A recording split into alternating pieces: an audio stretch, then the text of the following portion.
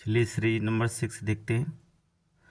Series number 6 question number 174 देखेंगे। सल्तनत काल के सर्वाधिक शासन करने वाले वंश कौन कौन से? क्रम करने के लिए आता है, ठीक है। और ये समीक्षा में पूछा गया था, सल्तनत काल में जो होता सर्वाधिक शासन करने वाले वंश कौन है? तुगलक वंश जो होता सबसे ज़्यादा 94 वर्ष, गुलाम वंश 84 वर्ष, लोधी वंश 76 वर्ष, सैयद वंश 36 वर्ष, खिलजी वंश 30 वर्ष। ठीक रहे। सबसे ज़्यादा तुगलक वंश ने शासन किया 94 वर्ष तक। इसके बाद गुलाम वंश ने शासन किया 84 वर्ष। इसके बाद लोधी वंश ने किया 76 वर्ष, सैयद वंश ने किया 36 वर्ष और खिलजी वंश ने किया 30 वर्ष। ठीक है, आगे देखेंगे। मौर्योत्तर काल में अभिलेख की बात करते हैं। क्वेश्चन नंबर 175 नोट करिए। मौर्योत्तर कालीन अभिलेख कौन कौन से हैं?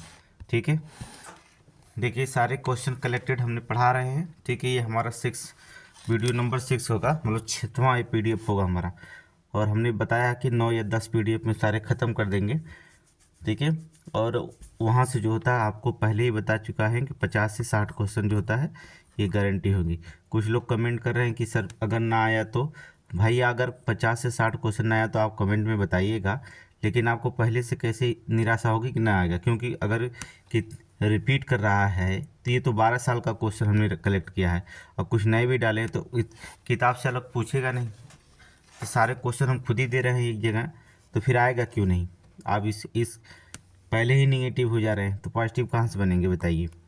और हमारी गारंटी भी है, तब भी आपको विश्वास नहीं है कि आएगा कि नहीं आएगा। ठीक है, और इससे अगर 60 से ज़्यादा क्वेश्चन आ सकता है, 70 क्वेश्चन आ सकता है, ये हमारी गारंटी है। आगे चलिए, मौर्योत्तर कालीन अभिलेख की बात करेंगे। अयोध्या अभिलेख कहाँ? धनदेव की बात करता है। बेसनगर अभिलेख में होलियोडोरस की बात करता है। सिनकोट अभिलेख में मिनांडर की बात करता है। नानाघाट अभिलेख में जो होता है नयनिका अर्थात नगनिका की बात करता है। और पजंतर अभिलेख में जो होता है कुषाण की बात करता है। ये मिलान करने के लिए भी दे सकता है, ऐसे भी। ठीक है, अयोध्या अभिलेख में धनदेव, बेसनगर अभिलेख में होलियोडोरस, सिनकोट अभिलेख में मिनांडर, नानाघाट अभिलेख में नयनिका अर्थात नागनिका, पंचतंत्र अभिलेख में कुषाण की बात करता है। ठीक है, आगे चलेंगे। मध्यकाल के प्रमुख युद्ध नोट करिए, ये मिलान करने के लिए आएगा। ठीक है, ये मिलान करने के लिए बार बार आता है। ठीक है, तो आपको ABC मिलान करने के लिए आएगा। घाघरा के युद्ध कब हुआ था? 1529 में। नोट करिए, घाघरा के युद्ध 1529 में।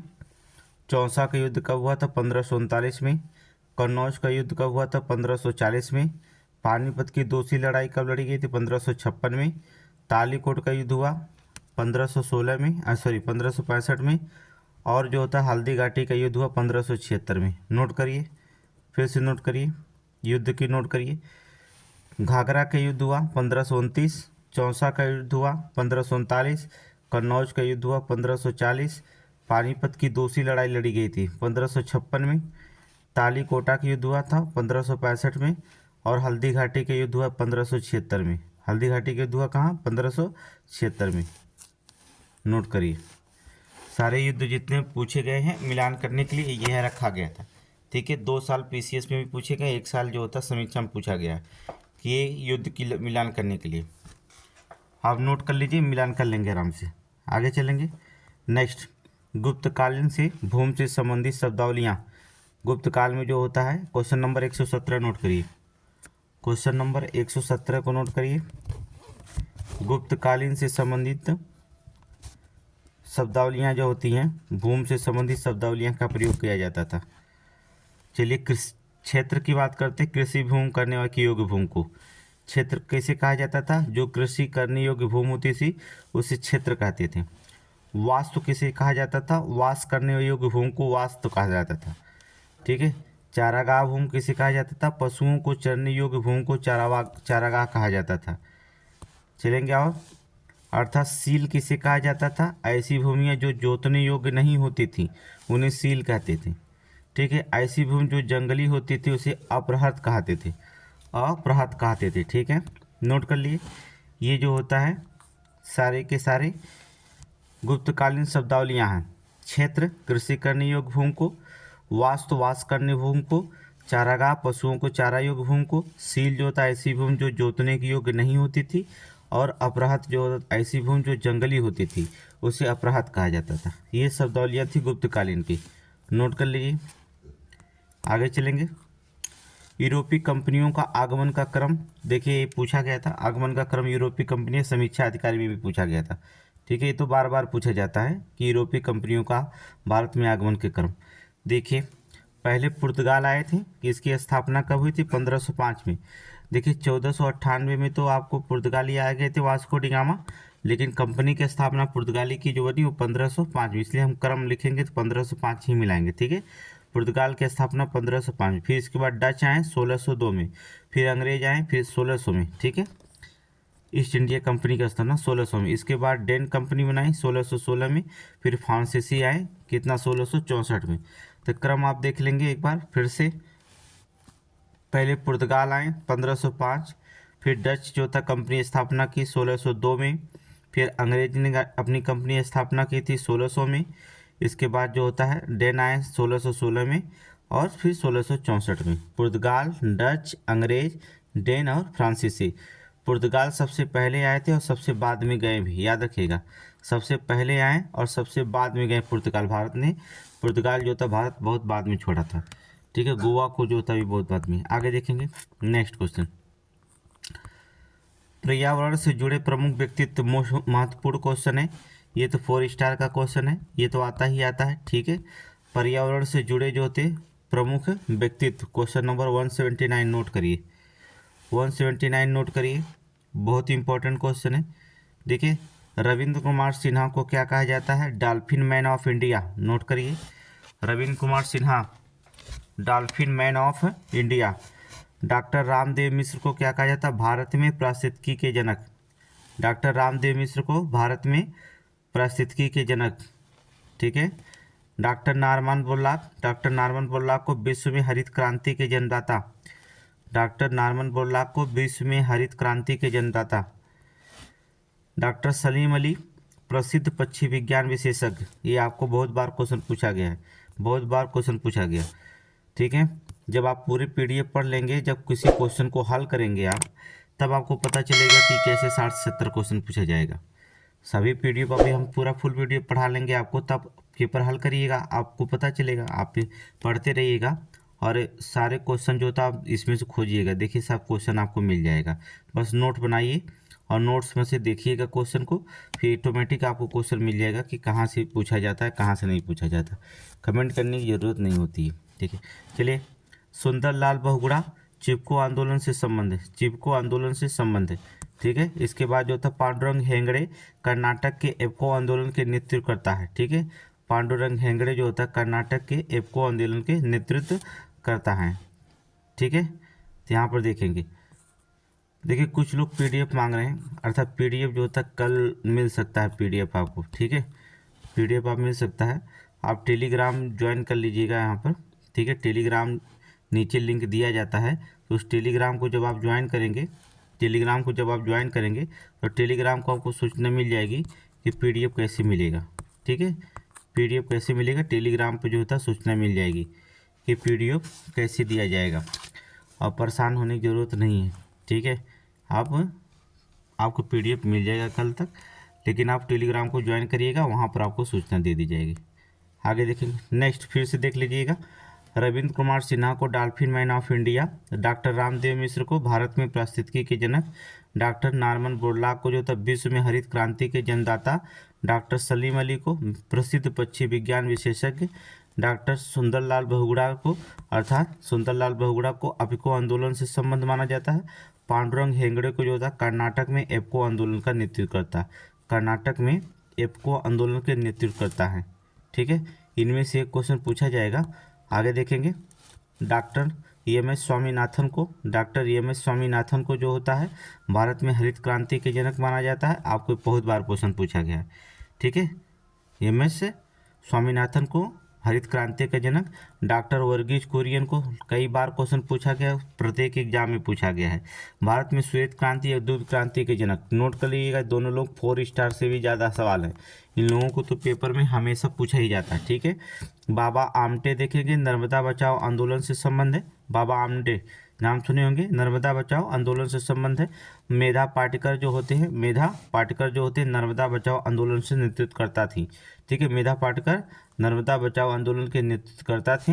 बाबा आमटे इनसे आंदोलन से संबंध थे। ठीक है, देखेंगे आप देखें ईपी ओडम जो होता है पारिस्थितिकी पर्यावरण विज्ञान के जनक माने जाते हैं। ईपी ओडम याद रखिएगा, पारिस्थितिकी पर्यावरण विज्ञान के जनक माने जाते हैं। रिचर्ड सेंट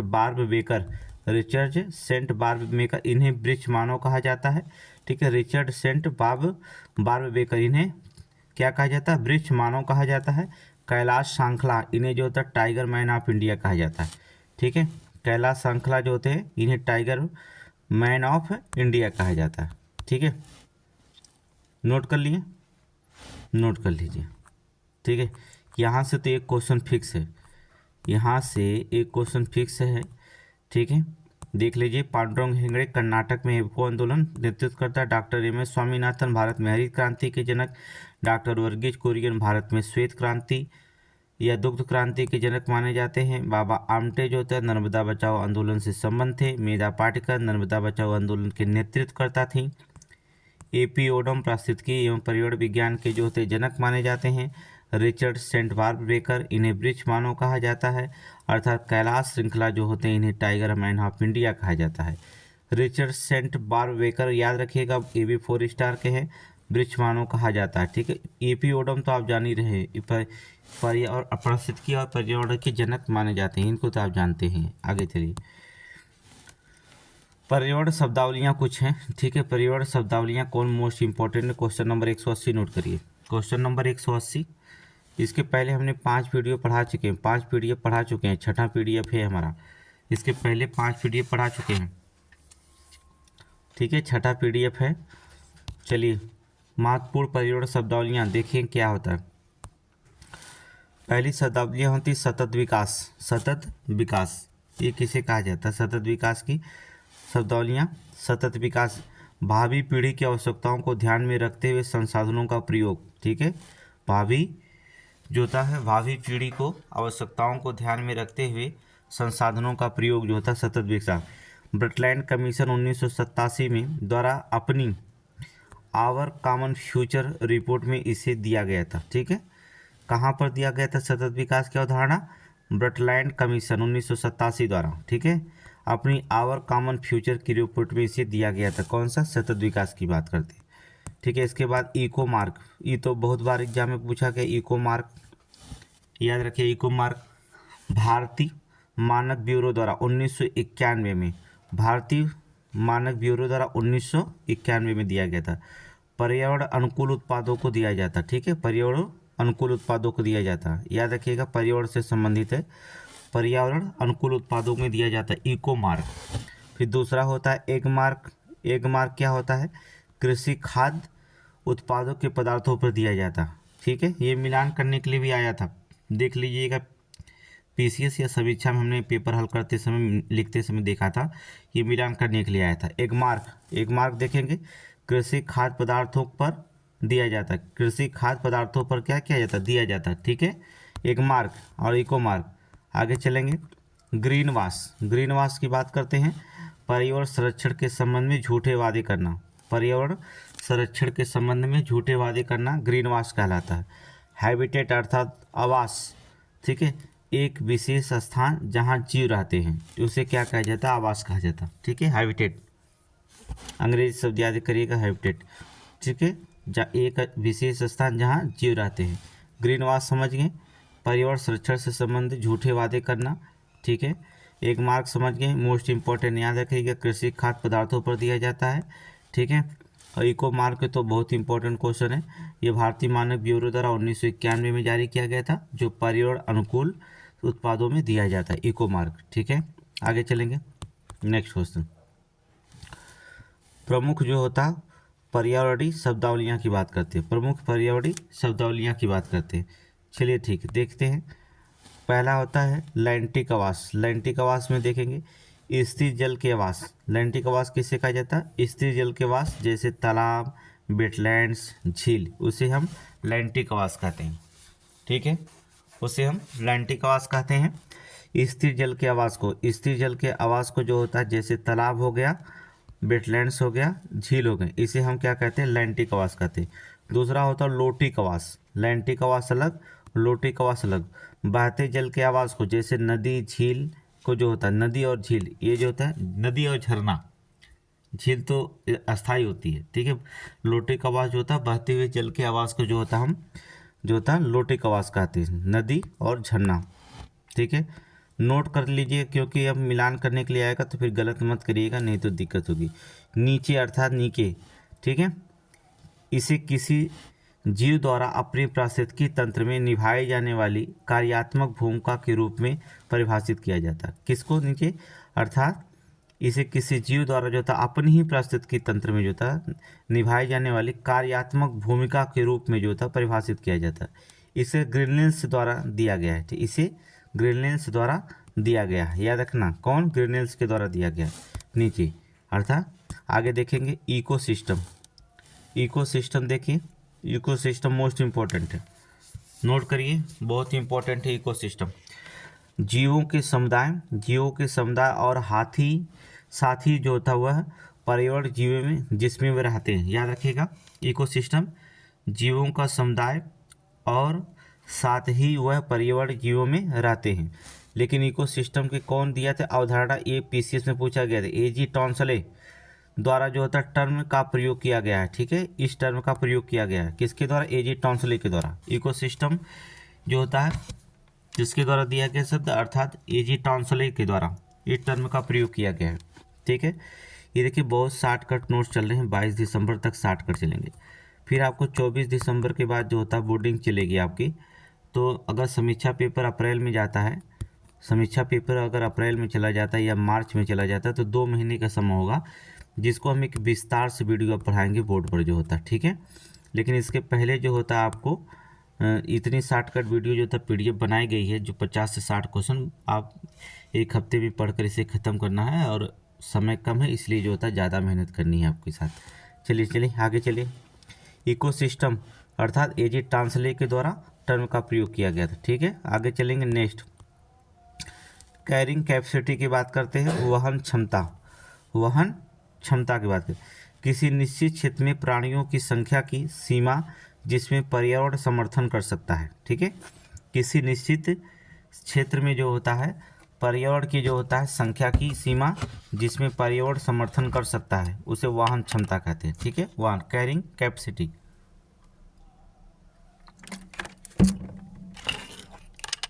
चलिए बायोमैग्निफिकेशन की बात करते हैं, जैव अवर्धन की बात करेंगे।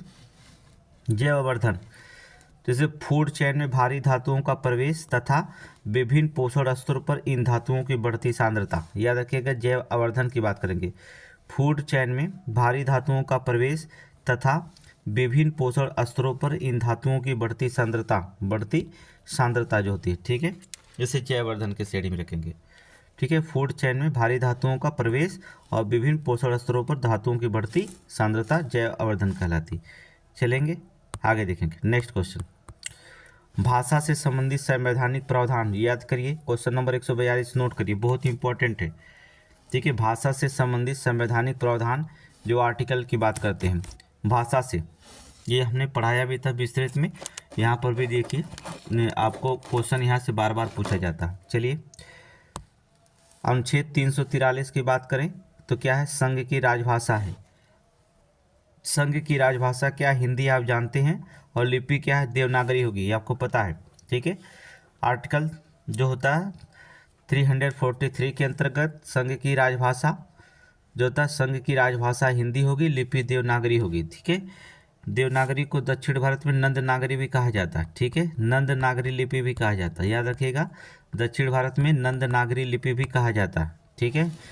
अनुच्छेद 344 राजभाषा के संबंध में आयोग और संसद की समिति, राजभाषा के संबंध में आयोग और संसद की समिति, आर्टिकल 344। और देखेंगे नेक्स्ट क्वेश्चन जो होता है अनुच्छेद 351 में हिंदी भाषा के विकास के लिए निर्देश है, और भारतीय संविधान की अनुसूची 8 में जो होता है हिंदी सहित 22 आधिकारिक भाषाएं हैं, याद करिएगा 22 आधिकारिक भाषाएं, 351 में, आर्टिकल 351 में हिंदी भाषा के विकास के लिए निर्देश दिया गया है। भारतीय संविधान की अनुसूची 8 में भाषा की बात कही गई है और हिंदी सहित 22 आधिकारिक भाषाओं की बात कही गई। ठीक है, आगे देखेंगे। नेक्स्ट आर्टिकल 350 से नोट करिए, आर्टिकल 350 से प्राथमिक स्तर पर मातृभाषा का प्रयोग, अर्थात प्राथमिक स्तर पर मातृभाषा में शिक्षा की सुविधाएं पढ़ने का प्रावधान है। याद रखिएगा, प्राथमिक पे, ठीक है, प्राइमरी लेवल पे जो होता है, प्राथमिक स्तर पर होता है, मातृभाषा में शिक्षा सुविधाएं प्रदान करने का प्रावधान किया गया है। ठीक है, प्राथमिक में आप देंगे, उसके ऊपर जो होता है आप किसी भी भाषा में ले सकते हैं, लेकिन प्राथमिक स्तर तक जो होता है मातृभाषा में शिक्षा की सुविधाएं देने का प्रावधान किया गया है। ठीक है, अनुच्छेद 350 बी, आर्टिकल 350 बी, भाषाई अल्पसंख्यक के लिए एक विशेष अधिकारी की नियुक्ति का प्रावधान है। ठीक है, भाषाई अल्पसंख्यक के लिए जो होता है एक विशेष अधिकारी की नियुक्ति का प्रावधान है। याद रखिएगा, आर्टिकल 350 बी। आगे देखेंगे, नेक्स्ट देखेंगे। ठीक है, ये रिपोर्ट आई थी तेंदुआ, क्वेश्चन नंबर 183, तेंदुआ की स्थिति 2022 में रिपोर्ट 2024 में जारी की गई थी। ठीक है, तेंदुआ की जो स्थिति की जो होता है 2022 की रिपोर्ट जो होता है 2024 में जारी की गई थी। नोट करिए, बहुत इंपॉर्टेंट क्वेश्चन है, बहुत इंपॉर्टेंट है, 4 स्टार का सवाल है, बहुत इंपॉर्टेंट है। पीसीएस में समीक्षा अधिकारी में 100% गारंटी पूछा जाएगा। ठीक है, फरवरी 2024 में पर्यावरण, वन और जलवायु परिवर्तन मंत्रालय द्वारा जारी किया गया था तेंदुआ की। ठीक है, किसके द्वारा जारी किया गया था? पर्यावरण और वन जलवायु परिवर्तन मंत्रालय के द्वारा जारी किया गया था। रिपोर्ट के अनुसार भारत में तेंदुओं की संख्या वर्ष 2018 में 12,852 से बढ़ करके 2022 में 13,874 हो गई। नोट करिए डाटा, नोट करिए। 2018 में 12,852 थी, जो बढ़ करके 2022 में 13,874 हो गई, 13,874 हो गई है। ठीक है, नोट करिए, डाटा बहुत इंपॉर्टेंट है। तेंदुआ की 2022 की रिपोर्ट से 2024 में रखी गई। रिपोर्ट से संबंधित तथ्यों के बारे में बात करें, मध्य प्रदेश में तेंदुओं की संख्या सर्वाधिक है, 3,907 तेंदुए हैं। याद रखिएगा, 3,907 तेंदुए मध्य प्रदेश में। सर्वाधिक तेंदुओं वाला राज्य कौन कौन है? मध्य प्रदेश, महाराष्ट्र और कर्नाटक। नोट करिए, क्रम लगाने के लिए आ जाता है। सर्वाधिक जो होता है तेंदुओं वाली संख्या, तेंदुओं वाले राज्य कौन है? मध्य प्रदेश, महाराष्ट्र और कर्नाटक। नोट करिए इसे। ठीक है, आगे देखेंगे। सर्वाधिक तेंदुओं की आबादी वाला टाइगर रिजर्व कौन है? सर्वाधिक तेंदुआ जो होता है टाइगर रिजर्व कौन है? तो बताइए, नागा अर्जुन सागर श्रीशैलम। कहाँ पड़ता है? आंध्र प्रदेश में। याद कर, नोट करिए। ठीक है, नागा अर्जुन सागर श्रीशैलम कहाँ पर? आंध्र प्रदेश में। सर्वाधिक तेंदुआ आबादी वाला टाइगर रिजर्व जो होता है नागार्जुन सागर श्रीशैलम। ठीक है, तेंदुओं की उच्चतम घनत्व वाला टाइगर रिजर्व कहाँ है? जहाँ ज़्यादा घनत्व पाया जाता है, सरिस्का टाइगर रिजर्व, राजस्थान की तरफ। ठीक है, सरिस्का अर्थात सरिस्का टाइगर रिजर्व में जो हाँ तेंदुओं की उच्चतम घनत्व वाला जो होता है टाइगर रिजर्व है। ठीक है, सबसे ज़्यादा घनत्व वाला tiger reserve Sariska tiger reserve. Note करिए। देखिए, क्वेश्चन तो आना ही है, आपको जान ही रहे हैं, फिक्स है क्वेश्चन। रिपोर्ट आती है जब 2022 की रिपोर्ट आएगी तेंदुओं की, तो क्वेश्चन आना ही आना है। ठीक है, और आयोग को क्वेश्चन देखेंगे तो कैसे कैसे पूछता है आप खुद ही देख सकते हैं। जब आप एनालिसिस करेंगे तभी आपको जो होता है 70-80 नंबर पाएंगे। आप किसी पेपर दे रहे हैं, आप पेपर का एनालिसिस नहीं करते हैं, एनालिसिस करने से डरते हैं या टेस्ट देने से डरते हैं, तो आप कहाँ से क्वालिफाई करेंगे? पहली बात, टेस्ट देने से कभी नहीं डरना चाहिए। क्वेश्चन अगर 100 क्वेश्चन है तो हमें 85-20 क्वेश्चन हो सही हो रहा है तभी आप टेस्ट देना चाहिए। लेकिन याद रखिएगा, ये 100 टेस्ट है, किसी को नहीं आ रहा है तो क्या करता है 20 टेस्ट लगाता है, फिर 21वां टेस्ट वो अपने मन से लगाता है। ऐसा नहीं होना चाहिए। टेस्ट जब दे रहे हैं तो आप रूम पे टेस्ट दे रहे हैं या ऑनलाइन टेस्ट दे रहे हैं, कैसे भी दे रहे हैं, तो उसे थोड़ा देर तक पढ़िए, समय मिलता है तो पढ़ करके अच्छे से दीजिए।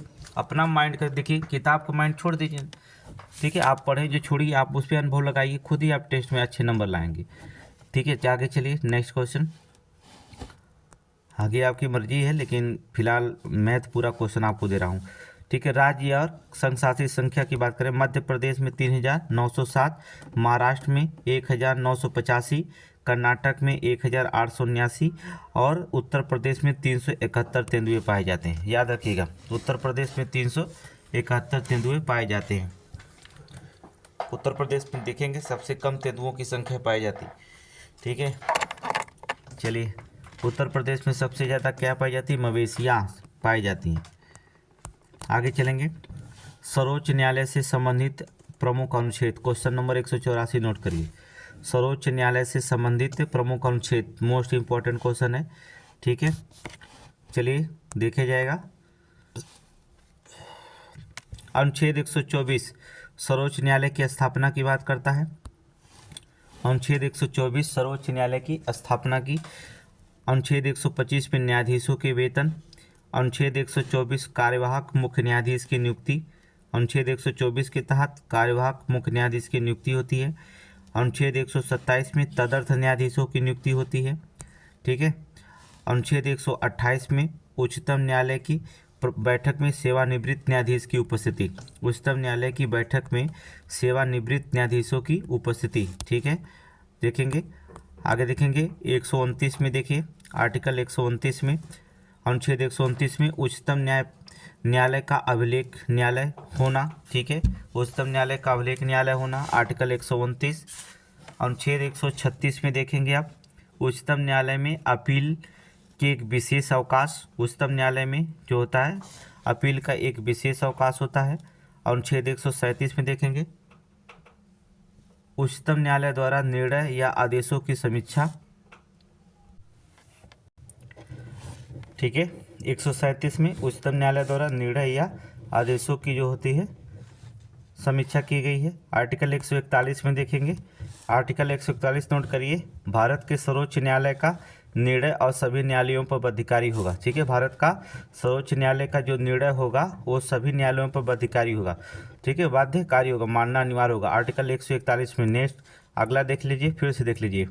124 में सर्वोच्च न्यायालय की स्थापना। 125 में न्यायाधीशों के वेतन। अनुच्छेद 126 में कार्यवाहक मुख्य न्यायाधीश की नियुक्ति। अनुच्छेद 127 में तदर्थ न्यायाधीशों की नियुक्ति। अनुच्छेद 128 में उच्चतम न्यायालय की बैठक में सेवानिवृत्त न्यायाधीश की उपस्थिति। अनुच्छेद 129 में उच्चतम न्यायालय का अभिलेख न्यायालय होना। अनुच्छेद 136 में उच्चतम न्यायालय में अपील के लिए विशेष अवकाश। अनुच्छेद 137 में उच्चतम न्यायालय द्वारा निर्णय या आदेशों की संख्या। अनुच्छेद 141 में भारत के सर्वोच्च न्यायालय का लिए जो होता सभी न्यायालयों में बाध्यकारी होगा। ठीक है, भारत के सर्वोच्च न्यायालय का निर्णय सभी न्यायालयों पर क्या होगा? बाध्यकारी होगा। अब देखिए उच्चतम न्यायालय देखें, अगला देखेंगे उच्च न्यायालय से संबंधित। उच्च न्यायालय से संबंधित प्रमुख अनुच्छेद, वो तो उच्चतम न्यायालय था, अब उच्च न्यायालय में आ जाइए। ठीक है, वहाँ 114 था, यहाँ 214 शुरू होगा। ठीक है, वहाँ 114 से शुरू था उच्च न्यायालय और यहाँ 214 से शुरू हो रहा है। देख रहे हैं ना, वो उच्च न्यायालय था, यहाँ उच्चतम न्यायालय का ये उच्च न्यायालय होगा। अनुच्छेद 214 में राज्यों के लिए एक उच्च न्यायालय होगा। ठीक है, अनुच्छेद 214 के तहत राज्यों के लिए एक उच्च न्यायालय होगा। अनुच्छेद 215 में उच्च न्यायालयों का अभिलेख जो होता है न्यायालय होना है। ठीक है, उच्च न्यायालयों का अभिलेख न्यायालय होना है। ये देखिए वही चीज़ है जो वहाँ पर पढ़े थे उच्चतम न्यायालय में, यहीं पर पढ़ेंगे वो। ठीक है, थोड़ा सा आर्टिकल अलग है। और देखेंगे अनुच्छेद 226 में कुछ रीट जारी करने की उच्च न्यायालय की शक्ति है। ठीक है, कुछ रीट जो होता है जारी कर सकता है, उच्च न्यायालय की शक्ति दी गई है। अनुच्छेद 233 में जिला न्यायाधीशों की नियुक्ति की चर्चा की गई। नोट कर लीजिए, बहुत इंपॉर्टेंट है। ठीक है, आर्टिकल 233 अर्थात 233 के अंतर्गत जिला न्यायाधीशों की नियुक्ति का प्रावधान है। पूछा गया क्वेश्चन, और ये भी क्वेश्चन पूछा गया 235 के अंतर्गत अधीनस्थ न्यायालयों पर नियंत्रण। ठीक है, 235 के अंतर्गत क्या कहते हैं? अधीनस्थ न्यायालय पर नियंत्रण। ये आर्टिकल याद करिए। ठीक है, सभी आर्टिकल याद होना चाहिए, सभी आर्टिकल अर्थात सभी अनुच्छेद याद होना चाहिए, यहाँ से क्वेश्चन पूछा जाता है। आगे देखेंगे राज्यपाल से संबंधित प्रमुख अनुच्छेद। राज्यपाल से संबंधित प्रमुख अनुच्छेद नोट करिए। ठीक है, राज्यपाल से आपसे पीसीएस में बहुत बार क्वेश्चन पूछा गया है, समीक्षा में पूछा गया है। राज्यपाल से संबंधित प्रमुख अनुच्छेद। अनुच्छेद 153 राज्यों के राज्यपाल होंगे। अनुच्छेद 153 के तहत राज्यों के राज्यपाल की चर्चा की गई है। अनुच्छेद 154 में जो होता है राज्य की कार्यपालिका शक्ति है अर्थात कार्यकारी शक्ति है। ठीक है, नोट करिए, अनुच्छेद 154 में राज्य की कार्यकारी शक्तियाँ होती है राज्यपाल में। अनुच्छेद 155 के तहत राज्यपाल की नियुक्ति होती है। ठीक है, अनुच्छेद 155 राज्यपाल की नियुक्ति है। आगे नोट करिए, अनुच्छेद 156 में राज्यपाल पदावत के लिए, ठीक है, पदावत का समय दिया गया है। और नोट करिए इसमें अनुच्छेद 158 राज्यपाल के कार्यालय की शर्तों के लिए, ठीक है, अनुच्छेद 156 क्या है, 58 क्या है, राज्यपाल के कार्यालय के शर्तों के लिए है। अनुच्छेद 159 राज्यपाल द्वारा शपथ और प्रतिज्ञान के लिए, ठीक है, अनुच्छेद 159 में क्या है, राज्यपाल द्वारा शपथ और प्रतिज्ञान के लिए रखा गया है।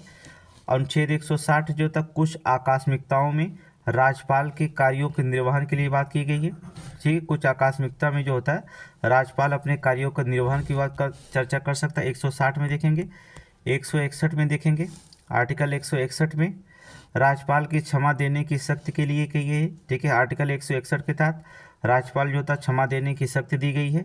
अनुच्छेद 162 में राज्य की कार्यकारी शक्ति का सीमा के लिए बात कही गई है। ठीक है, राज्य की कार्यकारी शक्ति की एक सीमा होती है, राज्यपाल के द्वारा निर्धारित होती है।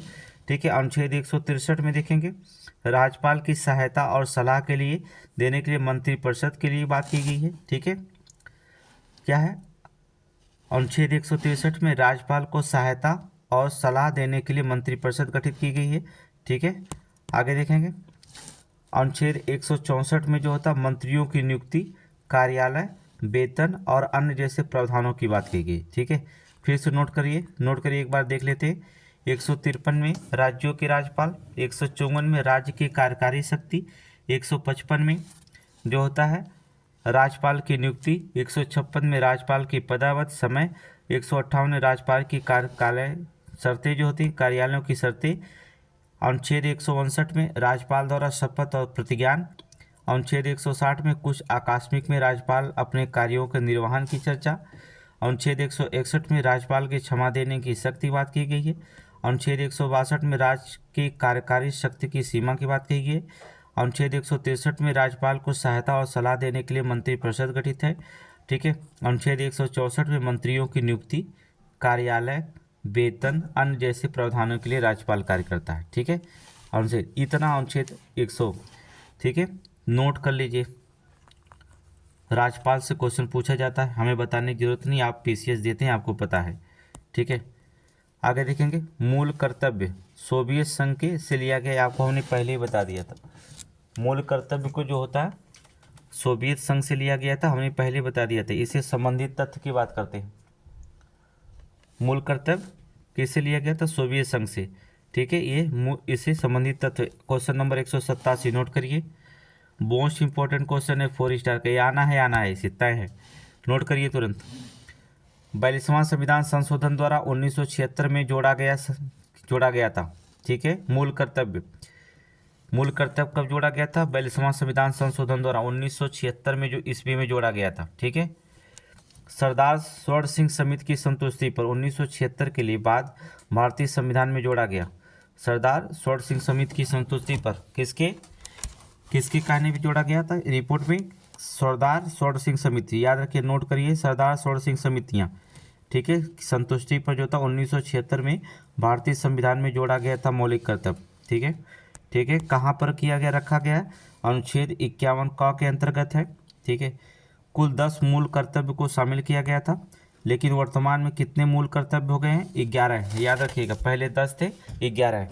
11वां कब आया था, तो आपको होता था 11वां मूल कर्तव्य 86वां संविधान संशोधन 2002 में जो होता माध्यम से भारतीय संविधान में शामिल किया गया है। इसमें क्या है, 6 से 14 वर्ष के बच्चों को निःशुल्क और अनिवार्य शिक्षा की बात की गई है। ठीक है, याद रखिए, 11वां मूल कर्तव्य आपका क्या है, 86वां संविधान संशोधन 2002 में के माध्यम से भारतीय संविधान में शामिल किया गया। 6 से 14 वर्ष के बच्चों को निःशुल्क और अनिवार्य शिक्षा की बात की गई इसमें।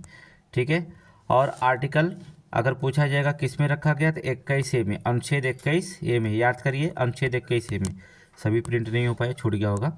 चलिए देख लेते हैं, मूल कर्तव्य कहाँ से लिया गया, समझ में आ गया आपको। 42वां संविधान संशोधन के द्वारा 1976 में जोड़ा गया, किसकी समिति पर, अर्थात स्वर्ण सिंह समिति की संतुष्टि पर जोड़ा गया। किस आर्टिकल में रखा गया, अनुच्छेद 51 क के अंतर्गत रखा गया। मूल शुरू में कितने मूल कर्तव्य थे? 10 मूल कर्तव्य थे। अब वर्तमान में कितने मूल कर्तव्य है? 11 हैं। 11वां मूल कर्तव्य कब जोड़ा गया? 86वां संविधान संशोधन 2002 के माध्यम से भारतीय संविधान में जोड़ा गया। क्या है? शिक्षा का अधिकार, अर्थात 6 से 14 वर्ष के बच्चों को अनिवार्य और निःशुल्क शिक्षा किस आर्टिकल में रखा गया जोड़ करके? 21A में रखा गया। हो गया, नोट हो गया। आगे चलेंगे, चलिए आगे चलेंगे। भारत के प्रमुख कृषि अनुसंधान केंद्र, क्वेश्चन नंबर 188 नोट करिए। भारत के प्रमुख कृषि अनुसंधान केंद्र, कृषि अनुसंधान केंद्र से क्वेश्चन आता है, आपको पता है समीक्षा में आया था, याद करिए, चारागाह वाला, ठीक है, चारागाह वाला पेट के एग्जाम में आया था, समीक्षा में आया था, पीसीएस में तो मिलान करने का आता है, नोट करेंगे। आगे चलेंगे, देखिए केंद्रीय द्वीप कृषि अनुसंधान संस्थान कहाँ पर स्थित है? पोर्ट ब्लेयर, याद रखिएगा, पोर्ट ब्लेयर में। केंद्रीय द्वीप कृषि अनुसंधान संस्थान पोर्ट ब्लेयर में। भारतीय दलहन अनुसंधान संस्थान कहाँ पर? कानपुर में। भारतीय दलहन अनुसंधान संस्थान कानपुर में। केंद्रीय शुष्क क्षेत्र अनुसंधान संस्थान कहाँ पर है? जोधपुर, याद रखिए, केंद्रीय शुष्क क्षेत्र अनुसंधान संस्थान कहाँ पर है? जोधपुर में। भारतीय कदन्य अनुसंधान संस्थान कहाँ पर है? हैदराबाद में, नोट करिए। केंद्रीय पक्षी अनुसंधान संस्थान कहाँ? इज्जतनगर, ये पीसीएस में कई बार पूछा गया। केंद्रीय पक्षी अनुसंधान संस्थान कहाँ? इज्जतनगर में, कई बार पूछा गया। केंद्रीय रोपड़ फसल अनुसंधान संस्थान कहाँ है? कासरगोड, कासरगोड, नोट करिए। केंद्रीय खारा जल कृषि संस्थान कहाँ है? चेन्नई में, ठीक है, चेन्नई में, याद करिए, चेन्नई में। आगे देखेंगे, नेक्स्ट, केंद्रीय बकरी अनुसंधान संस्थान कहाँ है? मखदूम, याद रखिए, बहुत इंपॉर्टेंट है, केंद्रीय बकरी अनुसंधान संस्थान मखदूम। भारतीय बागवानी अनुसंधान संस्थान कहाँ है? बेंगलुरु में, नोट करिए। केंद्रीय कृषि अभियांत्रिकी संस्थान कहाँ है? भोपाल में। केंद्रीय कपास अनुसंधान संस्थान कहाँ है? नागपुर में, नोट करिए। केंद्रीय मत्स्य प्रौद्योगिकी संस्थान कहाँ है? कोचीन में, ठीक है, कोचीन में। और केंद्रीय समुद्री मत्स्य अनुसंधान संस्थान कहाँ है? कोच्चि में, ठीक है। आगे देखेंगे, ये बहुत इंपॉर्टेंट है, केंद्रीय आलू अनुसंधान संस्थान शिमला में, पूछा गया था, केंद्रीय आलू अनुसंधान संस्थान शिमला में। भारतीय मृदा विज्ञान संस्थान कहाँ है? भोपाल में, भारतीय मृदा विज्ञान संस्थान भोपाल में, ठीक है। ये संस्थान में से एक संस्थान पूछेगा, एक बार फिर हम रिपीट कर दे रहे हैं, थोड़ा सा आप स्पीड में नोट करिएगा, ठीक है। चलिए नोट करिए इसे। केंद्रीय द्वीप कृषि अनुसंधान पोर्ट ब्लेयर में, द्वीप, ठीक है, द्वीप याद रखिएगा। भारतीय दलहन अनुसंधान कानपुर में। केंद्रीय शुष्क क्षेत्र अनुसंधान संस्थान जोधपुर में, नोट करिए। भारतीय कदन्य अनुसंधान संस्थान हैदराबाद में। केंद्रीय पक्षी अनुसंधान संस्थान इज्जतनगर में, ठीक है। केंद्रीय रोपड़ फसल अनुसंधान कासरगोड में, ठीक है, कासरगोड में। आगे देखेंगे, केंद्रीय खारा जल कृषि संस्थान चेन्नई में, ठीक है, केंद्रीय खारा जल कृषि संस्थान चेन्नई में। केंद्रीय बकरी अनुसंधान संस्थान मखदूम में, नोट करिए। भारतीय बागवानी अनुसंधान संस्थान बेंगलुरु में, ठीक है, कहाँ? बेंगलुरु में। आगे देखेंगे, केंद्रीय कृषि अभियांत्रिकी संस्थान भोपाल में। केंद्रीय कपास अनुसंधान संस्थान नागपुर में। केंद्रीय मत्स्य प्रौद्योगिकी संस्थान कोचीन में, ठीक है, कहाँ? कोचीन में। आगे देखेंगे, केंद्रीय समुद्री मत्स्य अनुसंधान संस्थान कोच्चि में, कोच्चि में जो होता है। केंद्रीय आलू अनुसंधान संस्थान शिमला में। भारतीय मृदा विज्ञान संस्थान भोपाल में, नोट हो गया। चलिए ठीक है, आज इसका जो होता है, जो आप हम पढ़ा रहे हैं, इसका टेस्ट भी होगा, टेस्ट सीरीज आपको एक मिलेगी, याद रखिएगा, देखिएगा टेस्ट सीरीज, ठीक है। इसका एक टेस्ट सीरीज भी आपको दिया जाएगा, आज एक टेस्ट सीरीज इसमें शामिल करेंगे, उस टेस्ट सीरीज में भी देख लीजिएगा। आगे देखेंगे, जंतुओं से संबंधित महत्वपूर्ण तथ्य, ठीक है, जंतुओं से संबंधित महत्वपूर्ण तथ्यों के बारे में क्वेश्चन नंबर 189 देख लीजिएगा। 189 में जंतुओं से संबंधित मोस्ट इम्पॉर्टेंट है। आपको पता है स्तनधारी जंतुओं को 3 वर्ग में बांटा गया था, 3 उपवर्ग है स्तनधारी जंतुओं के, 3 उपवर्ग हैं। कौन कौन है? पहला है प्रोटोथीरिया, प्रोटोथीरिया के अंडे देते, प्रोटोथीरिया क्या होते हैं? वो अंडे देते हैं, जैसे एग्डिना और प्लेटिपस, ठीक है, लेकिन स्तनधारी होते हैं, ये अंडे स्तनधारी जंतु होते हैं। एग्डिना भी स्तनधारी है, प्लेटिपस है, अंडे देते, ये 2 ऐसे हैं स्तनधारी जो अंडे देते हैं, लेकिन स्तनधारी अंडे नहीं देते, लेकिन एग्रीना और प्लेटिपस दो ऐसे हैं जो अंडे देते हैं फिर बच्चों को दूध पिलाते हैं। याद रखिएगा, एग्रीना और प्लेटिपस। तो कौन बांटा गया? Prototheria, Prototheria. फिर देखेंगे दूसरा जो होता है मेटाथेरिया। मेटाथेरिया जो होता है अपरिपक्व बच्चों को जन्म देते हैं। आप समझ गए होंगे, जो मॉस्पियल नामक थैली में विकसित होने तक रहते हैं। कहाँ? मॉस्पियल नामक थैली, नोट करिए।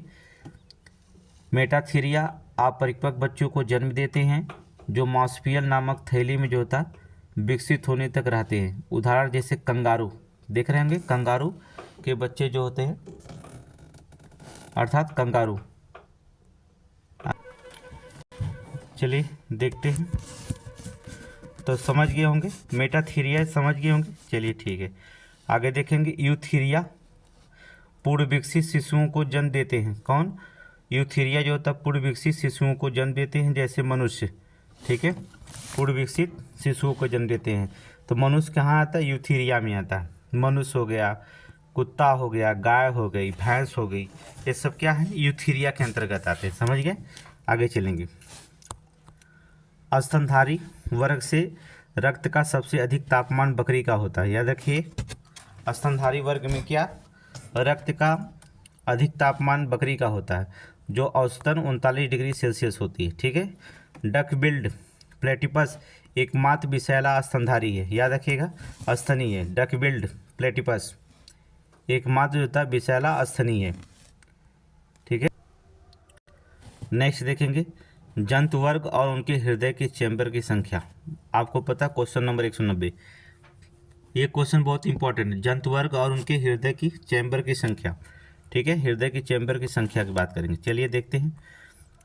सरीसृप जो होते हैं 3 कक्षी हृदय होते हैं। सरीसृप वर्ग में 3 कक्षी हृदय होते हैं। अपवाद में मगरमच्छ में 4 कक्षी हृदय होते हैं। ठीक है, नहीं तो जितने सरीसृप होते हैं वो 3 कक्षी हृदय पाए जाते हैं, लेकिन अपवाद में स्वरूप जो होता है मगरमच्छ में जो होता है 4 कक्षी हृदय पाए जाते हैं। मत्स्य वर्ग में 2 कक्षी हृदय पाए जाते हैं। पक्षी वर्ग में 4 कक्षी हृदय पाए जाते हैं। पक्षियों में 4 कक्षी हृदय होता है। स्तनधारी में 4 कक्षी हृदय होता है। उभयचर में 3 कक्षी हृदय होता है। याद रखिए, नोट करिए। ठीक है, सरीसृप में 3 कक्षी हृदय। ठीक है, मत्स्य वर्ग में 2 कक्षी हृदय। पक्षी वर्ग में 4 कक्षी हृदय। स्तनधारी में 4 कक्षी हृदय और उभयचर में 3 कक्षी हृदय पाए जाते हैं। नोट करिए इसे। ठीक है, नोट कर लीजिए। आगे चलेंगे। नेक्स्ट, जीव विज्ञान में कोशिका से संबंधित महत्वपूर्ण तत्व। Question number 151। प्रश्न 151 नोट करिए। जीव विज्ञान में कोशिका से संबंधित महत्वपूर्ण तत्व। जीव विज्ञान में कोशिका से संबंधित महत्वपूर्ण तत्व देखेंगे। प्रोटीन की फैक्ट्री किसे कहा जाता है? राइबोसोम। आपको पता है, प्रोटीन की फैक्ट्री राइबोसोम। कोशिका का रसोई घर किसे कहा जाता है? हरित लवक। कोशिका की रसोई घर किसको? हरित लवक को। कोशिका का पावर हाउस किसे कहा जाता है? माइटोकॉन्ड्रिया। कोशिका की आत्मघाती थैली किसे कहा जाता है? लाइसोसोम। किसको? लाइसोसोम को कहा जाता है। और देखेंगे, केंद्रक की खोज किसने किया था? रॉबर्ट ब्राउन ने किया था। केंद्रक की खोज रॉबर्ट ब्राउन। डीएनए की खोज किसने किया था? Friedrich Miescher. फ्रेडरिक मिशर किया था। मिशर।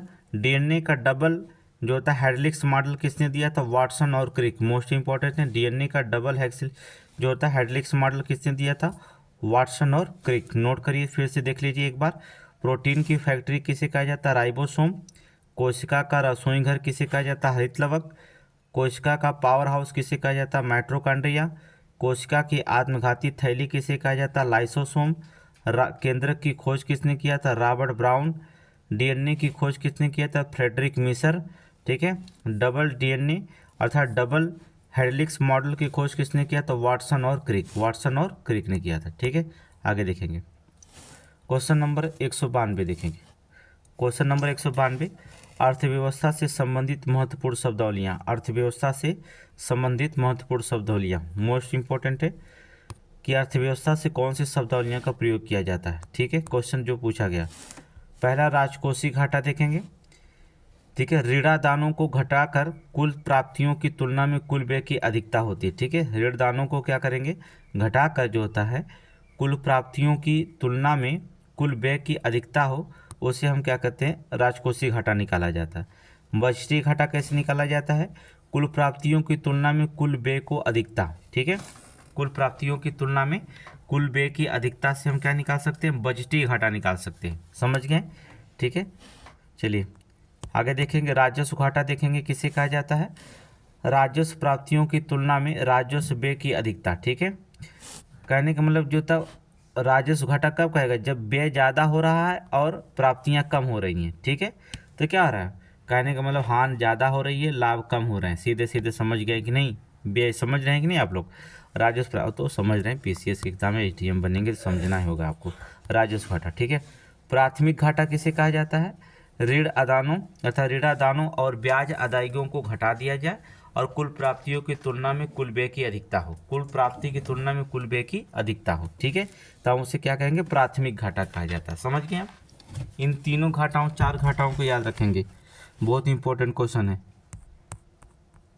चलिए क्वेश्चन नंबर 193 के देखिए, प्रमुख संविधान संशोधन, प्रमुख संविधान संशोधन नोट करिए, प्रमुख संविधान संशोधन, 80वां संशोधन अधिनियम 2002 अर्थात 2 में लिखेंगे, 80वां संविधान संशोधन 2000 में संघ और राज्य के बीच करों के बंटवारों के लिए एक वैकल्पिक योजना बनाई गई, ठीक है। 80वां संविधान संशोधन अधिनियम 2000 देखेंगे, संशोधन अधिनियम 2000, यहाँ पर संघ और राज्यों के बीच करों के बंटवारे के लिए एक वैकल्पिक योजना बनाई गई थी, ठीक है। किसके, संघ और राज्य के बीच में कर के बंटवारे के लिए वैकल्पिक योजना बनाई गई थी। 85वां संविधान संशोधन अधिनियम 2001 में अनुसूचित जात, अनुसूचित जनजाति वर्ग के शासकीय सेवकों के लिए पदोन्नति के मामले में वरिष्ठता का प्रावधान किया गया। याद रखिएगा, SC ST वर्ग के शासकीय सेवकों में जो होता है, पदोन्नति के मामले में जो होता है, वरिष्ठता का प्रावधान किया गया, वरिष्ठता का प्रावधान किया गया आर्टिकल 85 में। आगे देखेंगे, मोस्ट इम्पॉर्टेंट, अभी हमने इसको पढ़ाया था, 86वां संविधान संशोधन 2002 अभी हमने पढ़ाया था। हमने आपको पहले ही बता दिया, अनुच्छेद 21(1) के तहत 6 से 14 वर्ष के समूह के बच्चों के लिए मुक्त और अनिवार्य शिक्षा का अधिकार को मौलिक अधिकार के रूप में शामिल किया गया। हमने पढ़ाया था ना, आपको पढ़ाया था, अनिवार्य शिक्षा को जो होता है अधिकार को मौलिक अधिकार के रूप में क्या कर दिया गया, शामिल किया गया, 86वां संविधान संशोधन, ठीक है। आगे देखेंगे, नेक्स्ट क्वेश्चन नंबर 194 नोट करिए, क्वेश्चन नंबर 194, भारत के नियंत्रक एवं महालेखा परीक्षक अनुच्छेद 148 नोट करिए, भारत के नियंत्रक महालेखा परीक्षक के बारे में मोस्ट इम्पॉर्टेंट है, ये पीसीएस का मेन परीक्षा में जो होता पूछा जाता है, प्रीलिम्स मेन दोनों में पूछा जाता है। भारत के नियंत्रक एवं महालेखा परीक्षक का उल्लेख अनुच्छेद 148 148 में नोट करिए आप इसे, ठीक है। इसकी नियुक्ति कौन करता है, राष्ट्रपति द्वारा अपने हस्ताक्षर और मुद्रा सहित अधिकार पत्र द्वारा की जाती है, ठीक है। किसके द्वारा, राष्ट्रपति द्वारा अपने हस्ताक्षर और मुद्रा सहित अधिपत्र जारी की जाती है नियुक्ति। कार्यकाल कितना होता है महालेखा परीक्षक का, 6 वर्ष या 65 वर्ष, जो भी पहले हो वहाँ पर, ठीक है। नियंत्रक महालेखा परीक्षक को हटाने की प्रक्रिया देखेंगे, पद से हटाने की प्रक्रिया, भारत के नियंत्रक महालेखा परीक्षक को उसके पद से केवल उसी प्रक्रिया से और उन्हीं आधारों पर हटाया जा सकता है जिस प्रक्रिया से और जिन आधारों पर उच्चतम न्यायालय के न्यायाधीश को हटाया जाता है, ठीक है। जो प्रक्रिया उच्चतम न्यायालय के न्यायाधीश को हटाने में लगाई जाती है, वही प्रक्रिया जो होता है भारत के नियंत्रक महालेखा परीक्षक को हटाने में लगाई जाती है। नोट करें, हो गया, ठीक है। ये कार्य क्या होता है, ठीक है, महालेखा का परीक्षक कार्य क्या होता है, संघ और प्रत्येक राज्य तथा संघ शासित प्रदेशों के प्राप्तियों और व्यय का लेखा रेखा, ठीक है, लेखा परीक्षा करना, ठीक है। संघ शासित प्रदेशों के प्राप्तियों को व्यय और कितना प्राप्ति हुई उसके लेखा जोखा का कार्य करता है महानियंत्रक परीक्षक, ठीक है। आगे देखेंगे, कुछ महत्वपूर्ण संशोधन यहाँ हमने रखा है 195 में, कुछ महत्वपूर्ण संशोधन, जैसे वहाँ हम समीक्षा से निकाले थे, सॉरी पीसीएस से निकाले थे संशोधन, यहाँ समीक्षा से में क्वेश्चन निकाला गया था, देख लीजिए। 97वां संविधान संशोधन, 97वें संविधान संशोधन अधिनियम 2012 देखेंगे, सहकारी समितियों का प्रावधान करने के लिए संविधान में भाग 9B जोड़ा गया था, ठीक है, 9B जोड़ा गया था, किसके लिए, सहकारी समितियों के लिए, याद रखें 9B जोड़ा गया। भाग 4 में देखा जाए ठीक है। भाग 4 के तहत सहकारी समितियों को निर्माण को प्रोत्साहन किया गया। ठीक है, भाग 4 में के तहत जो होता है सहकारी समितियों के निर्माण को प्रोत्साहित किया गया है। ठीक है, आगे देखेंगे सहकारी समितियों के निर्माण को अनुच्छेद 19 के तहत मौलिक अधिकार बनाया गया। ठीक है, अनुच्छेद 19 के तहत सरकारी समितियों को क्या मौलिक अधिकार बना दिया गया, याद रखिएगा। दूसरा देखेंगे संविधान में बदलाव करके सहकारी समितियों के संरक्षण देने के लिए अनुच्छेद 19 क्लॉज 1 क्लॉज सी में संशोधन किया गया और उनसे संबंधित अनुच्छेद 43 बी राज्य के नीति निर्देशक में जोड़ा गया था। यहाँ पे 43 बी में जो था राज्य के DPSP राज्य के नीति निर्देशक में क्या किया गया था, जोड़ दिया गया था। ठीक है, याद रखिएगा, ये बहुत इंपॉर्टेंट है। ठीक है, अगला देखेंगे 99वां संविधान संशोधन अर्थात 99वां संशोधन अधिनियम 2014, ये भी देखेंगे, मोस्ट इम्पोर्टेंट है। 2014 में क्या है, कॉलेजियम अर्थात कॉलेजियम लिखना चाहिए, कॉलेजियम प्रणाली के स्थान पर एक नए निकाय राष्ट्रीय न्यायिक नियुक्ति आयोग की स्थापना का प्रावधान किया गया। ठीक है, कॉलेजियम प्रणाली के स्थान पर जो था एक नए निकाय जो था राष्ट्रीय न्यायिक नियुक्ति, किसके लिए, राष्ट्रीय न्याय की नियुक्ति, न्यायिक नियुक्ति के लिए, याद रखना, उच्चतम न्यायालय के न्यायाधीशों की नियुक्ति के लिए उच्च न्यायालय की नियुक्ति की स्थापना का प्रावधान किया गया। हालांकि बाद में इसे SC अर्थात सुप्रीम कोर्ट द्वारा जो होता असंवैधानिक और शून्य घोषित करके पुनः कॉलेजियम प्रणाली को बहाल कर दिया गया। ठीक है, देखिए सरकार ने, केंद्र सरकार ने एक जो होता राष्ट्रीय न्यायिक नियुक्ति आयोग जो होता स्थापना की थी, लेकिन सुप्रीम कोर्ट ने जो होता इसे जो होता संवैधानिक असंवैधानिक माना और इसे शून्य घोषित करके उन्होंने कहा कि कॉलेजियम प्रणाली जिस तरह से न्यायाधीशों की नियुक्ति होती थी उसी कॉलेजियम प्रणाली पर न्यायाधीशों की नियुक्ति हो जाएगी। ठीक है, ये 99वां संविधान संशोधन में किया गया था। आगे देखेंगे 100वां संविधान संशोधन 2015 में, इसमें क्या किया गया, 100वां संविधान संशोधन 2015 भारत और बांग्लादेश के बीच भूमि सीमा समझौते का अनुसमर्थन। ठीक है, किसके, भारत और बांग्लादेश के बीच भूमि सीमा के समझौते का अनुसमर्थन वाला संशोधन किया हुआ। ठीक है, 1974 में द्विपक्षीय भूमि सीमा समझौते के अनुसार दोनों देशों के बीच कब्जे वाले विवादित क्षेत्र को आदान प्रदान करने के लिए भारतीय संविधान ने पहली अनुसूची में जो है संशोधन किया था। ठीक है, क्या भारतीय संविधान ने किस में, पहली अनुसूची में संशोधन किया गया। देखिए आपको समझा रहे हैं, भारत और बांग्लादेश की जो बीच भूमि सीमा का जो समझौता है उन्हें अनुसमर्थन जो था संशोधन 1974 में जो था द्विपक्षीय भूमि सीमा समझौते के अनुसार ये ऐसा हुआ कि दोनों देशों के जो कब्जे हुए भूमि उन्हें एक दूसरे को आदान प्रदान करने के लिए भारतीय संविधान की जो थी पहली अनुसूची में संशोधन करना अनिवार्य था। इसलिए पहली अनुसूची जो था में संशोधन किया गया था 100वां संविधान संशोधन के तहत। ठीक है, आगे देख, चलिए नेक्स्ट क्वेश्चन नोट करिए। अगला क्वेश्चन, क्वेश्चन नंबर 196, पल्लव वंश के प्रमुख शासक, नोट करिए पल्लव वंश के प्रमुख शासक। चलिए सिंह विष्णु मिलान करने के लिए दिया था 575 से 600 ईसा पूर्व। महेंद्र वर्मन प्रथम 600 630, नरसिंह वर्मन प्रथम 630 से 668, महेंद्र वर्मन द्वितीय 668 से 672। ठीक है, परमेश्वरन प्रथम 617 से 695, नरसिंह वर्मन राजा सिंह जो होते थे, नरसिंह वर्मन द्वितीय थे। ठीक है, 695 से 722 ईसा पूर्व। परमेश्वरन द्वितीय थे, परमेश्वर वर्मन द्वितीय थे 705 से लेकर के 710 तक। ठीक है, नोट कर लीजिएगा, नोट कर लीजिए। हम अगला क्वेश्चन चलेंगे क्योंकि समय नहीं है। ठीक है, क्वेश्चन नंबर 197, सिंधु घाटी सभ्यता और भौगोलिक विस्तार, मोस्ट इंपॉर्टेंट है, नोट करिए, 4 स्टार का सवाल है। सिंधु घाटी सभ्यता और भौगोलिक विस्तार, चलिए देखेंगे, मोस्ट इम्पोर्टेंट है। सिंधु घाटी सभ्यता में जो होता पंजाब, सिंध, बलूचिस्तान, राजस्थान, गुजरात, पश्चिमी उत्तर प्रदेश शामिल है, याद रखिएगा, नोट करिए इसे। सिंधु घाटी की सभ्यता का विस्तार कहाँ तक मिलता है, PCS में पूछा गया, पेपर जाकर देख लीजिएगा, आप लोग नोट करते रहिए। सिंधु घाटी सभ्यता का में जो होता पंजाब, सिंध, बलूचिस्तान, राजस्थान, गुजरात, पश्चिमी उत्तर प्रदेश शामिल है। ठीक है, आगे देखेंगे, पश्चिम में जो होता है कौन है, सुतकोट, यहाँ पर थोड़ा सा लिखा है, सुतका गेंडोर जो होता लिखना चाहिए था, कौन कौन आते हैं पश्चिम में? बलूचिस्तान और पाकिस्तान। पूर्व में बात करते हैं, पूर्व में कौन होता है? आलमगीरपुर, पश्चिमी उत्तर प्रदेश। नोट करिए, पूछा गया है पूर्व में क्या? आलमगीरपुर, पश्चिमी उत्तर प्रदेश। उत्तर में कौन होता है? मांडू, उत्तर में मांडू कहाँ है? जम्मू, जम्मू में, ठीक है, जम्मू से लेकर है। आगे के दक्षिण में कौन है? दैमाबाद, अहमदानगर, महाराष्ट्र, अहमदनगर और महाराष्ट्र। नोट करिए, ये बहुत इंपॉर्टेंट क्वेश्चन है, याद रखिएगा। सिंधु घाटी सभ्यता का विस्तार देखेंगे। सभ्यता पंजाब, सिंध, बलूचिस्तान, राजस्थान, गुजरात, पश्चिमी उत्तर प्रदेश। पश्चिम में जो होता सुतका गैंडोर जो होता है बलूचिस्तान और पाकिस्तान तक ले। पूर्व में जो होता आलमगीर है, पूर्व में आलमगीरपुर है जो पश्चिमी उत्तर प्रदेश में फैला हुआ, मेरठ, ठीक है।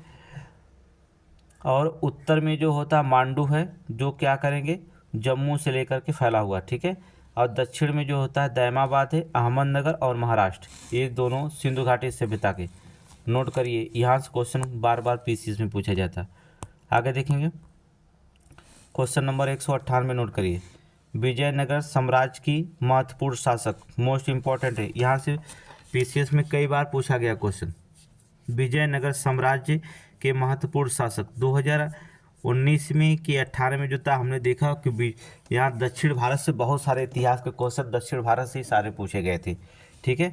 विजयनगर साम्राज्य के महत्वपूर्ण शासक, चलिए पहले शासक देखेंगे हरिहर, 1336 से 1356 ईस्वी तक, 1336 से 1356 ईस्वी तक चल रहा था। हरिहर प्रथम जो था 1336 में जो था संगम वंश का शासक था। यहाँ का संगम वंश का शासक बना हरिहर, ठीक है। उसने दक्षिण साम्राज्यों में से मैसूर और मदुरै पर कब्जा कर लिया था, याद रखिएगा। हरिहर प्रथम 1336 ईस्वी में संगम वंश का शासक बना था और दक्षिण साम्राज्यों में जो था मैसूर और मदुरै को जो होता कब्जा कर लिया था। मदुरै पर क्या कर लिया था? कब्जा कर लिया था। इसके बाद कौन आते हैं? कृष्णदेवराय, ठीक है। कौन? कृष्णदेवराय, 1509 से लेकर के 1529 ईस्वी तक। कृष्णदेवराय जो था 1509 से लेकर के 1529 ईस्वी तक। उन्हें क्या आंध्र भोज के नाम से भी जाना जाता था। किसके? आंध्र भोज के नाम से भी जाना जाता था। वह तुलय राजवंश के शासक थे। वो कौन थे? तुलवा राजवंश के शासक थे। उन्होंने जो था 1509 से 1529 ईस्वी तक शासन किया था, ठीक है। 1509 से लेकर के 1529 ईस्वी तक ले जो था शासन किए थे कृष्णदेवराय। ये दो लोगों का नाम याद रखिएगा, हरिहर और कृष्णदेवराय।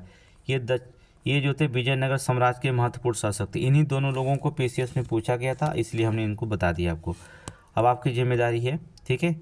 अगला देखेंगे क्वेश्चन नंबर 199, चोलकालीन प्रशासनिक व्यवस्था की बात करेंगे। 199 में चोलकालीन प्रशासनिक व्यवस्था देख रहे हैं। ओले, ओले समझ हैं? ओले राजा के आदेशों को लागू करने वाला दायित्व था। ओले कौन था? ये प्रशासनिक व्यवस्था की बात कर रहे हैं चोलकालीन के। ओले कौन था? देख लेंगे। ओले कौन था? राजा के आदेशों को लागू करने का दायित्व होता था ओले के पास, ठीक है। फिर कौन था? पेरुंतरम, पेरुंतरम कौन था? उच्च कोर्ट का अधिकारी था। पेरुंतरम उच्च कोर्ट का अधिकारी था। फिर क्या था? सिरुंतरम या सिरुंताराम, ठीक है, यहाँ पर देखेंगे। सिरुंताराम जो थे निचले पद के अधिकारी होते थे। वायसराय सूबे के नेता जो राजा के करीबी परिवार के सदस्य होते थे। सूबे के नेता कौन थे? जो राजा के करीबी परिवार के सदस्य होते थे, उसे वायसराय कहा जाता था, ठीक है। नट्टार, नट्टार किसे कहा जाता था? नाडुओं के सिर। नट्टार किसे कहा जाता था? नाडुओं के सिर, ठीक है। नटवई नाडु परिषद, नटवई नाडु परिषद, नाडुओं से जुड़ी परिषद, नाडुओं से जुड़ी परिषद। नट्टावैस कृषि से संबंधित अधिकारी, कृषि से जुड़े अधिकारी, ठीक है। नट्टावैस कृषि से जुड़े अधिकारी। नोट करें। वैरियम ग्राम सरकार को चलाने में मदद करने वाला पुरुष वैरियम कहलाता था। ये क्वेश्चन कई बार पूछा गया। वैरियम ग्राम सरकार को चलाने वाले मदद करने वाले पुरुष को क्या कहा जाता है? वैरियम। नोट कर लीजिए, आप सारे नोट कर लीजिए, ये बहुत ही इंपॉर्टेंट क्वेश्चन है, ठीक है। आगे देखेंगे। अगला देखेंगे कुषाण साम्राज्य के महत्वपूर्ण शासक कुछ हैं, उनके बारे में पढ़ लेते हैं। क्वेश्चन नंबर 200, ठीक है। कुषाण साम्राज्य के महत्वपूर्ण शासक की चर्चा कर लेते हैं। महत्वपूर्ण शासक की चर्चा करते हैं यहाँ पर, चलिए नोट करते रहिएगा, ठीक है। कुजुल खटफिसस, ये नाम सुने होंगे, कुजुल खटफिसस 30 ईस्वी से 80 ईस्वी तक कुजुल खटफिसस जो था, नाम सुने हैं। चलिए ठीक है, देखिए खटफिसस प्रथम कहा गया, खटफिसस प्रथम कहा गया, याद करिएगा, खटफिसस प्रथम कहा गया था। चलिए कुजुल खटफिसस, देखिए 30 से 80 खटफिसस प्रथम कहा गया। पहले कुषाण के शासक थे जिन्होंने भारत में कुषाण साम्राज्य की नींव रखी थी। ठीक है, पहले कुषाण शासक कौन थे जिन्होंने भारत में कुषाण साम्राज्य की नींव रखी थी? तो कुजुल खटफिसस थे। कुषाण साम्राज्य का संस्थापक माना जाता है। ठीक है, कुषाण साम्राज्य का इन्हें संस्थापक माना जाता है। बस इतना ही क्वेश्चन 2 पूछा गया था, नोट कर लीजिए आप इसे। ठीक है, फिर इसके बाद जो होते हैं विम खटफिसस आए। ठीक है, विम खटफिसस आए जो 95 ईस्वी से 197 ईस्वी तक रहे। ठीक है, रबात तक शिलालेख में जो था उनका उल्लेख मिलता है। रबात तक शिलालेख में जो था उनका उल्लेख है कि बिम खटफिसस का सदाकासना या कहते हैं सदासकाना के पुत्र कनिष्क के पिता थे। ठीक है, सदासकाना के पुत्र कनिष्क के पिता थे। कौन? अर्थात बिम खटफिसस। ठीक है, इसके बाद शासन आया किसका? कनिष्क का। कनिष्क का शासन आया 127 ईस्वी से 150 ईस्वी तक कनिष्क का शासन था। सबसे प्रसिद्ध कुषाण शासक था कनिष्क, याद रखिएगा। सबसे प्रसिद्ध शासक जो था कौन था? कनिष्क था। 78 ईस्वी में शक संवत के नाम से एक कैलेंडर की शुरुआत की जिसका उपयोग अब भारत सरकार द्वारा किया जाता है। ठीक है, मोस्ट इंपॉर्टेंट है। कनिष्क जो सबसे प्रसिद्ध कुषाण शासक था, 78 ईस्वी में जो था शक संवत नाम से एक कैलेंडर की शुरुआत की थी। ठीक है, किसने? कनिष्क ने। ठीक है, और जिसका प्रयोग अब भारत सरकार द्वारा क्या किया जाता है। ठीक है, भारत सरकार द्वारा किया जाता है, हम लोग भी करते हैं। ठीक है, देखेंगे। अर्थात कनिष्क के काल में पुरुषपुर, मथुरा, कुषाण साम्राज्य की 2 राजधानियाँ थी। ठीक है, पुरुषपुर और मथुरा कुषाण साम्राज्य की 2 राजधानियाँ थी। कनिष्क के शासनकाल में 2 राजधानियाँ थी, पुरुषपुर और मथुरा। ठीक है, कुषाण की साम्राज्य की 2 राजधानियाँ थी। ये क्वेश्चन पीसीएस में पूछा गया, कुषाण साम्राज्य की 2 राजधानियाँ इनमें से कौन थी? पुरुषपुर और मथुरा, याद करिएगा, मोस्ट इंपॉर्टेंट है। लास्ट क्वेश्चन देखेंगे, क्वेश्चन नंबर 201, परिसीमन आयोग। परिसीमन आयोग, ठीक है, डेलिमिनेशन कमीशनर जो होता है, ये बहुत इंपॉर्टेंट है। परिसीमन आयोग आपको पीसीएस में एग्जाम में। ठीक है, इसकी नियुक्ति कौन करता है? चलिए, भारत के राष्ट्रपति जो था नियुक्त किया जाता है, भारत के राष्ट्रपति द्वारा नियुक्त किया जाता है। परिसीमन आयोग का पूरे देश में निर्वाचन क्षेत्रों की सीमाओं का निर्धारण करता है। परिसीमन आयोग क्या करता है? पूरे देश में जो था निर्वाचन क्षेत्रों की सीमाओं का क्या करता है? निर्धारण करता है। परिसीमन आयोग भारत के चुनाव आयोग के साथ मिलकर काम करता है। क्या? परिसीमन आयोग जो था भारत के चुनाव आयोग के साथ मिलकर क्या करता है? काम करता है। याद करिए, परिसीमन आयोग किसके साथ? चुनाव आयोग के साथ मिलकर काम करता है। परिसीमन आयोग में निम्नलिखित सदस्य होते हैं। सुप्रीम कोर्ट के एक सेवानिवृत्त न्यायाधीश होते हैं जो अध्यक्ष होते हैं। नोट कर लीजिए, परिसीमन आयोग में सुप्रीम कोर्ट के सेवानिवृत्त न्यायाधीश होते हैं जो अध्यक्ष होते हैं। मुख्य चुनाव आयुक्त शामिल होते हैं। संबंधित राज्यों के राज्य चुनाव आयुक्त शामिल होते हैं। देख लीजिए ना, परिसीमन आयोग में कौन कौन होता है? सुप्रीम कोर्ट के सेवानिवृत्त, मुख्य चुनाव आयुक्त, संबंधित राज्यों के चुनाव आयुक्त इसमें शामिल होते हैं। ठीक है, याद रखिएगा, परिसीमन आयोग के निर्णय को किसी भी न्यायालय में चुनौती नहीं दी जा सकती है। इसके निर्णय को जो होता है परिसीमन, याद करिए कि इसके जो होता है निर्णय को किसी भी न्यायालय में चुनौती नहीं दी जा सकती है। अब तक भारत में परिसीमन आयोग का जो था 4 बार गठन किया जा चुका, 1952, 1963, 1972, 2002। ठीक है, अब तक जो था भारत में परिसीमन आयोग के कितनी बार गठन किया जा चुका? 4 बार। कब कब? 1952, 1963, 1972 और 2002। ठीक है, चलिए, ये हमारा जो होता है 1 घंटे का क्लास खत्म हुआ। ठीक है, आज ही आपको जो होता है इसी का जो होता है एक टेस्ट सीरीज मिलेगा, टेस्ट सीरीज भी मिलेगा और करंट भी थोड़ा सा देंगे। दृष्टि का इंपॉर्टेंट करंट जो होता है उसमें हम शामिल किए हैं, तो दृष्टि का करंट भी इसमें आज हम दे देंगे आपको करंट अफेयर में। तो दृष्टि का उसमें जो मोस्ट इंपॉर्टेंट करंट उसको निकाला गया है, तो आपको पहले आप 20 से 40 क्वेश्चन देने को सीख, हो सकता है 40 क्वेश्चन प्रिंट हो गया हो तो 40 क्वेश्चन पढ़ा देंगे आपको। मोस्ट इंपॉर्टेंट क्वेश्चन होगा वो 40 केवल पेज पढ़ाएंगे, समझ रहे हो ना, फैक्ट पढ़ाएंगे, उसमें बहुत सारे क्वेश्चन आएंगे। तो ठीक है, तो आप देखते रहिए। ठीक है, इसको पहले पढ़ते रहिए जिससे टेस्ट देने में आपको आसानी हो सके। धन्यवाद।